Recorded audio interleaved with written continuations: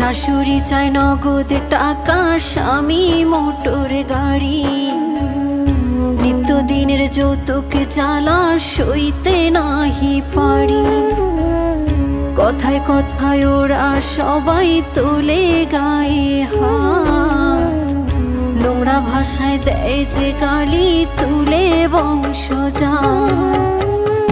একদিন ঠিকই শুনবা বাবা তোমার মেয়ে নাই, যৌতুক নামের মরণ ব্যাধি হবে সেদিন দায়। একদিন ঠিকই শুনবা বাবা তোমার মেয়ে নাই, যৌতুক নামের মরণ